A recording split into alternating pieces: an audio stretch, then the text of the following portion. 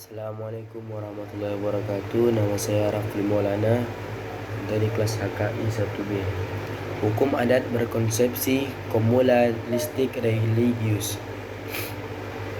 Hukum adat sebagai hukum yang bersumber dari masyarakat Indonesia menjadi jiwa dan ruh dalam pengaturan agraria di Indonesia.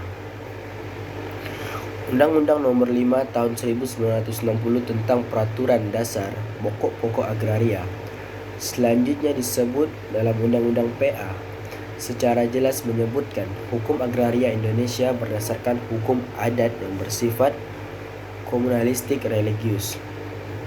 Konsep komunalistik religius memungkinkan penguasaan bagian tanah bersama sebagai anugerah Tuhan Yang Maha Esa, dengan hak yang bersifat perorangan atas tanah. Dapat dikatakan bahwa hak individual terdapat pada sebagian tanah bersama mengalami penguatan seiring perkembangan zaman. Asas hukum agraria, asas kebangsaan. Menurut pasal 1 ayat 1 Undang-Undang PA, seluruh wilayah Indonesia adalah kesatuan tanah, air dari seluruh rakyat Indonesia yang bersatu sebagai bangsa Indonesia, dan seluruh bumi, air dan ruang angkasa termasuk kekayaan alam yang terkandung di dalamnya sebagai karunia Tuhan Yang Maha Esa dan merupakan kekayaan nasional Indonesia. Asas tingkatan yang tertinggi, bumi, air, ruang angkasa, dan kekayaan alam yang terkandung di dalamnya dikuasai oleh negara. Asas ini didasari pada pasal 2 ayat 1 Undang-Undang PA. Sesuai dengan pendirian tersebut, perkataan dikuasai di sini bukan berarti dimiliki, akan tetapi adalah pengertian yang memberikan wewenang kepada negara sebagai organisasi kekuasaan bangsa Indonesia pada tingkatan yang tertinggi. Dan adapun asas lain seperti asas semua hak atas tanah mempunyai fungsi sosial. Asas ini tertulis dalam pasal 6, berarti bahwa hak atas tanah apapun yang ada pada seseorang tidak dapat dibenarkan bila digunakan atau tidak dipergunakan semata-mata untuk kepentingan pribadinya, terutama apabila hal tersebut menimbulkan kerugian bagi masyarakat. Dan ada juga asas persamaan bagi setiap warga negara Indonesia. Sesuai dengan pasal 9 ayat 2, bahwa setiap warga negara Indonesia, baik laki-laki maupun perempuan, mempunyai kesempatan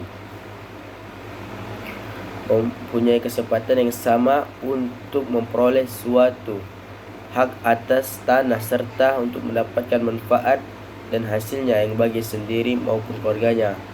Dan masih banyak lagi asas yang seperti asas tanah pertanian harus dikerjakan atau diusahakan secara arif oleh pemiliknya sendiri dan mencegah cara-cara bersifat pemasaran. Asas ini terdapat pada pasal 10 ayat 1 Undang-Undang PA. Munculnya kegiatan land reform atau agrarian reform, yaitu perombakan mengenai kepemilikan dan penguasaan tanah sehingga tanah yang dimiliki atau dikuasai seseorang tetapi tidak digunakan sebagaimana mestinya dapat digunakan untuk hal-hal yang bermanfaat. Asas tata guna tanah atau penggunaan tanah secara berencana. Hal ini tertulis dalam pasal 14 ayat 1 Undang-Undang PA. Untuk mencapai apa yang menjadi cita-cita bangsa dan negara Indonesia dalam bidang agraria, perlu adanya suatu rencana mengenai peruntukan, penggunaan persediaan bumi, air, dan ruang angkasa untuk berbagai kepentingan hidup rakyat dan negara. Rencana ini dibuat dalam bentuk rencana umum yang meliputi seluruh wilayah Indonesia yang kemudian dirinci lebih lanjut menjadi rencana-rencana khusus tiap daerah. Dasar hukum agraria. Undang-Undang 1945 meletakkan dasar politik agraria nasional yang dimuat dalam pasal 33 ayat 3, yaitu bumi, air, dan kekayaan alam, dan terkandung untuk sebesarnya kemakmuran rakyat. Ketentuan ini bersifat imperatif. Undang-Undang PA Nomor 5 Tahun 1965. Dalam poin kelima, Undang-Undang PA Nomor 5 Tahun 1965 dijabarkan bahwa undang-undang ini menjadi undang-undang pokok agraria. PP Nomor 8 Tahun 1963. PP Nomor 38 Tahun 1963 dimuat tentang penunjukan badan-badan hukum yang dapat mempunyai hak milik atas tanah.